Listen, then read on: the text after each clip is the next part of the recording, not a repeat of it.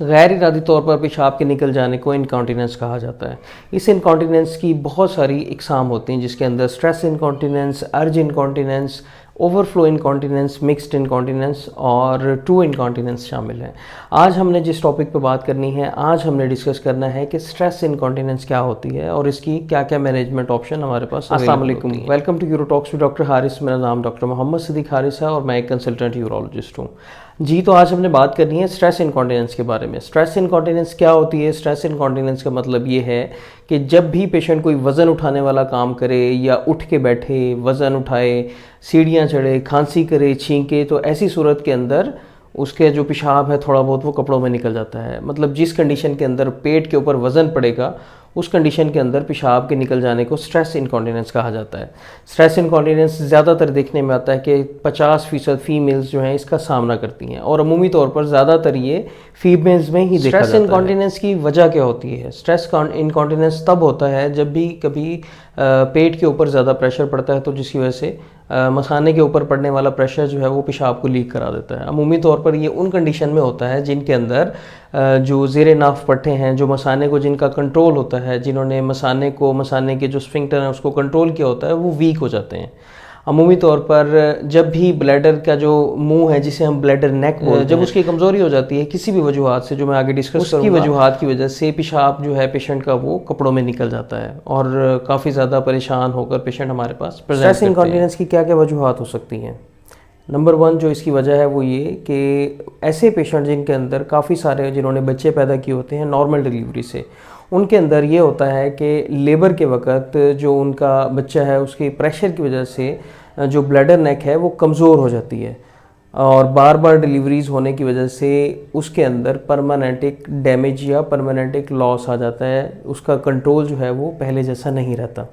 इसके अलावा अगर बच्चे की पैदाइश के अंदर कोई फोर्सेप्स वगैरह यूज़ किया जाए तो उसके अंदर भी स्फिंक्टर के या ब्लैडर नेक के डैमेज होने के चांस काफ़ी हद तक मौजूद। इसके अलावा दूसरे नंबर पर अगर एक पेशेंट ओबेसिटी का शिकार है, ऐसी सूरत के अंदर भी, मोटापे के अंदर भी जो स्ट्रेस इनकॉन्टिनेंस है वो देखने में आती है।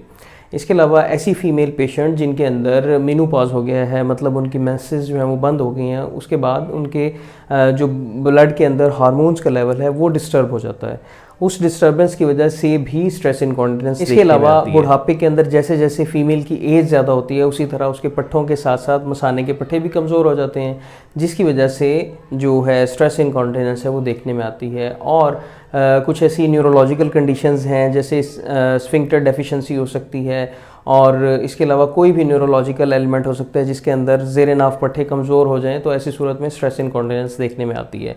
अगर कोई पेल्विस की सर्जरी हुई है, मतलब ज़ेरे नाफ किसी भी किस्म की कोई और सर्जरी हुई है, उस सूरत में भी स्ट्रेस इनकॉन्टिनेंस देखने में मसाने के मुंह के ऊपर, ब्लैडर नेक के लेवल पे या पेशाब के रास्ते मतलब यूरिथ्रा के अराउंड ख़ास तौर पे ख़ुसूसी पट्टे मौजूद होते हैं जिन्होंने उसको चारों तरफ से इनसर्कल किया होता है, जिसकी वजह से पेशाब के कंट्रोल में हेल्प मिलती है।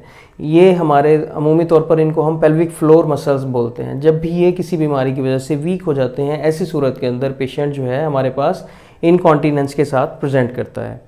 जब भी पेशेंट इनकॉन्टिनेंस का हमारे पास आता है तो हम उसकी प्रॉपर हिस्ट्री लेते हैं, उसका एग्जामिनेशन करते हैं। फीमेल्स के अंदर एग्जामिनेशन की बहुत ज़्यादा इंपॉर्टेंस है, वो इसलिए कि हमने देखना होता है कि खुदा न खास्ता कोई बच्चादानी या बच्चादानी का मुंह वजाइना से बाहर तो नहीं आया हुआ। ऐसी सूरत के अंदर भी ब्लैडर के ऊपर प्रेशर पड़ने की वजह से पेशाब जो है फ़ीमेल का निकलता रहता है। इसके अलावा ओवरऑल हम पेशेंट की जो पेल्विक फ्लोर हैं इसको अच्छे तरीके से एग्जामिन कर लेते हैं और इसके अलावा कुछ केसेस के अंदर हमें इन्वेस्टिगेशन का भी सहारा लेना पड़ता है, जैसे पेशाब का टेस्ट हम करा सकते हैं और इसके अलावा अल्ट्रासाउंड कराना बहुत ज़्यादा ज़रूरी है। अल्ट्रासाउंड के अंदर ओवरऑल हमने मसाने को देखना होता है, उसके अंदर कोई इन्फ्लेमेशन, कोई इन्फेक्शन या कोई पथरी वगैरह, अगर मेल है तो उसके अंदर गुदूद का साइज़ कितना है, गुदूद का कोई उसकी वजह से कॉम्प्लिकेशन तो नहीं हुई हुई, और ओवरऑल पट्टे के ओवरऑल जो मसाना है उसकी शेप कैसी है, उसके अंदर कोई डाइवर्टिकुला या अंदर कोई कॉम्प्रोमाइज़ होने के साइंस तो मौजूद नहीं है। ये सारी चीज़ें देख लेते हैं। इसके अलावा गुर्दों को अच्छे तरीके से अल्ट्रासाउंड पे हम देख स्ट्रेस इनकॉन्टिनेंस की मैनेजमेंट कैसे होती है। स्ट्रेस इनकॉन्टिनेंस की मैनेजमेंट को बेसिकली 2 हिस्सों में डिवाइड किया जाता है। एक तो है कंजर्वेटिव और दूसरी है जिसके अंदर हम सर्जरी करते हैं।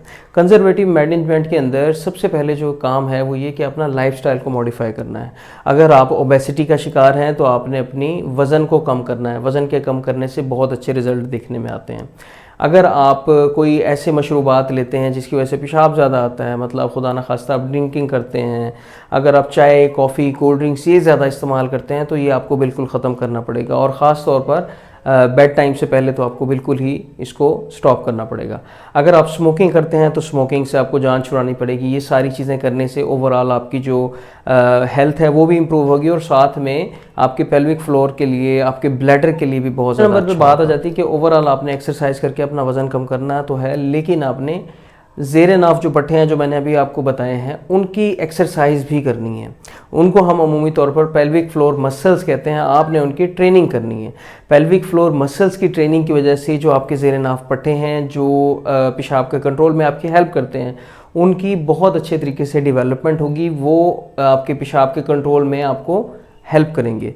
अमूमी तौर पर ऐसी एक्सरसाइज करने से जो इसके रिज़ल्ट्स हैं वो थोड़े से देर में हमें अचीव होते हैं।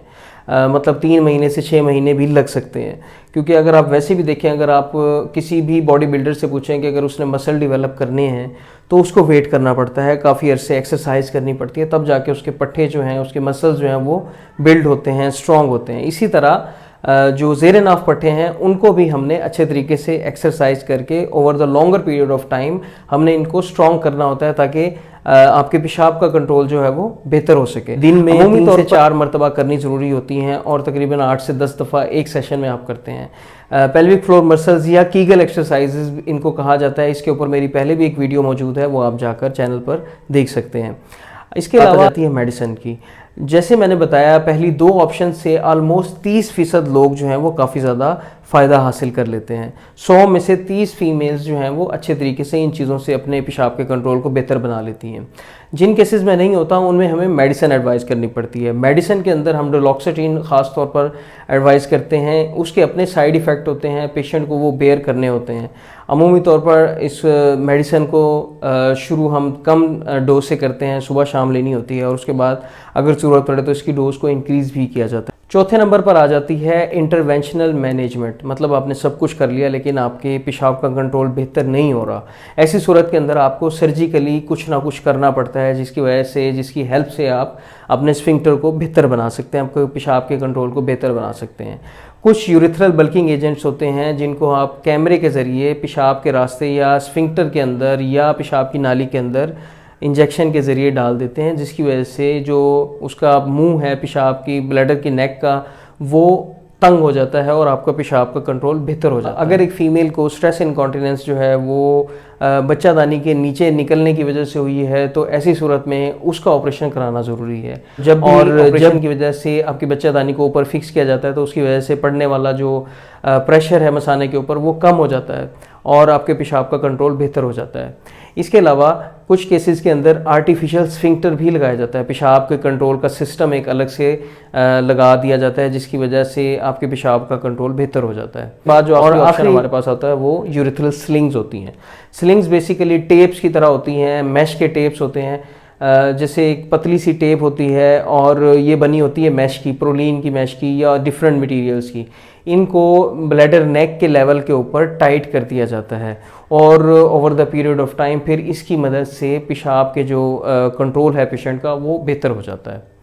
तो अमूमी तौर पर यही मैनेजमेंट ऑप्शंस हमारे पास मौजूद होती हैं। जब भी हमारे पास कोई पेशेंट आता है तो हम ज़्यादातर पेशेंट्स को कंजर्वेटिवली मैनेज कर लेते हैं। कुछ सीवियर केसेस के अंदर पेशेंट को सर्जरी की तरफ जब भी आपको कोई भी पेशाब से रिलेटेड मसला हो, कोई आपको ऐसे लगे कि आपको इनकॉन्टिनेंस है, तो आपने सबसे पहले अपने यूरोलॉजिस्ट से मिलना है। यूरोलॉजिस्ट आपको असेस करेगा, अच्छे तरीके से एग्जामिन करेगा, टेस्ट कराएगा और आपको साथ में जो जो आपके लिए हिदायत जो ज़रूरी हैं वो बत समझाएंगे ताकि आपकी जो पेशाब का कंट्रोल है वो बेहतर हो। आई होप आपको वीडियो पसंद आई होगी। इसी तरह हेल्थ से रिलेटेड वीडियोस देखने के लिए मेरे चैनल को लाजमी सब्सक्राइब करें। अपना बहुत ख्याल रखें। अल्लाह हाफिज़।